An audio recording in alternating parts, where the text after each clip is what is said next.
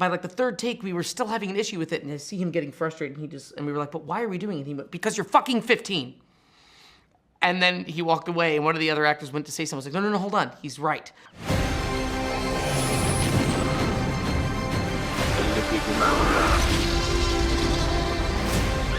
Where we're going, we don't need roads. Guys, good to see you both again. Thank you for taking the time. I appreciate you. Oh, Thank you. Thank you. Great to see you too. I genuinely love this movie. So seriously, I have so many questions for you. And I had a really interesting experience watching the movie because I feel like you guys show the title card twice. And the first time I saw a real pain at the beginning, I thought it meant one thing. And then by the time you guys showed it again at the end, for me, the meaning of the title had completely changed. And I'd love to talk with both of you guys. Jesse, your experience writing it, and Kieran, your experience being on set. Just the evolution of what the meaning of the title meant to you, and if you had any kind of a similar experience. He'll give a good answer on that, so I'm just going to say just my experience when I was reading it was that it's written that way, that the opening shot is written where then it goes close on Benji's face and says a real pain, and I remember going, oh, okay, I get it. It means he's a real pain, but there's probably some other meaning to it. And yes, I had the same experience with you by the time I got to the end of the script. I went, oh, that was, there's a lot more to that. It's not just about this guy. But I thought you were going to say like that you were weeping at the end, and you were like, well, okay, now I get it. Yeah. No, it's more like, oh, he's a real pain, but there's probably another meaning. Then by the time I get to the end, it was like confirmed. Yeah. But you would give an actual. Not weeping. No, I didn't weep. Cool, great. Yeah. You're the only person that we've spoken to in many, many days that speaks at the same pace as us. So. Oh yeah. I'm right there with We're gonna get a lot. We're gonna get a lot done. Yeah.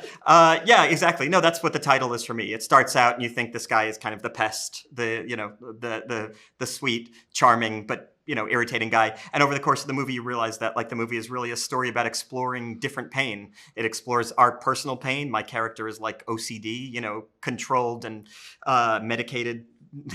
Anxiety disorder. Kieran's character is kind of going through something a little more severe, but both of their pain doesn't rate against the backdrop of what the movie is. The movie is a tour of them seeing the sights of World War II and the horrors of the Holocaust, and like basically our pain is a speck of dust on the grand scale of history. So I was trying to kind of explore that and kind of explore for myself what pain is valid and what pain means.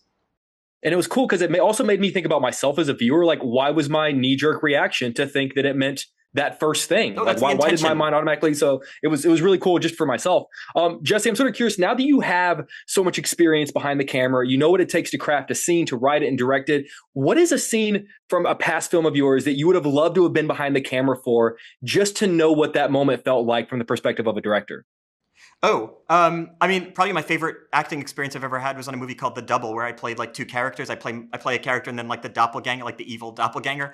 And I would love to direct something like that. I would love to do it with somebody like Kieran, who's, in my opinion, like my favorite actor I've gotten to work with. And so like, it'd be such a joy to see like somebody do that. That to me, because I'm an actor, director, I love actors so much. I would love to see something like that. I think it would be such a weird, novel, interesting thing to do. Write it, bitch. Cool. Let's do it. You want to play two characters? Sweet. Cool.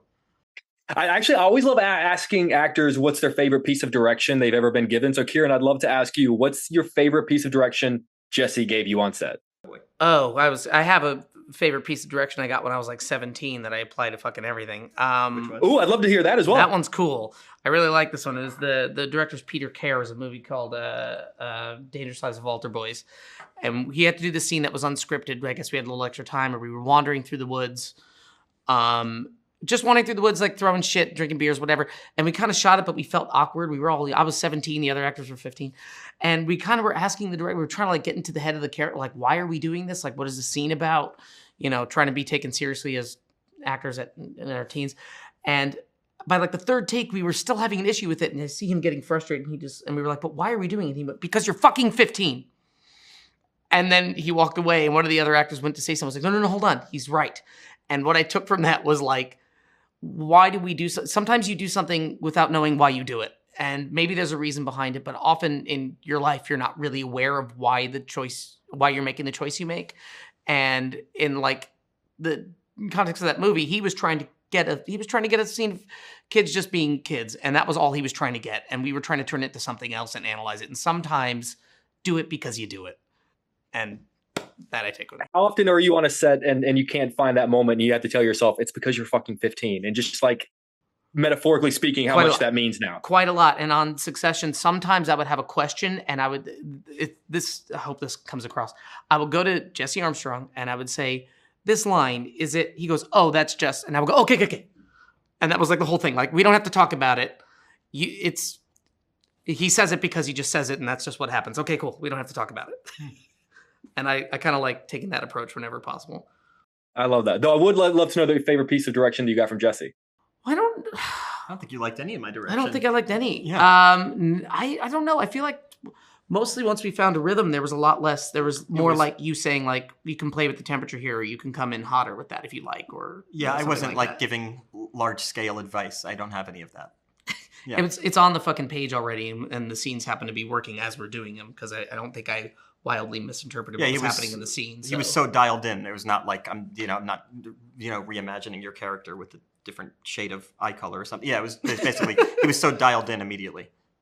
Well, everything you guys were doing was incredible, because this was genuinely one of my favorite movies so far this year. I always love talking with you guys. Seriously, thank you for always fitting me in your schedule. And always, I've got 10,000 more questions. So thanks for making the kind of movies where I have leftover questions, because that very rarely happens. I do appreciate you. Cool. Thanks a lot. Thank you so much. All right, good to see you guys. Hey.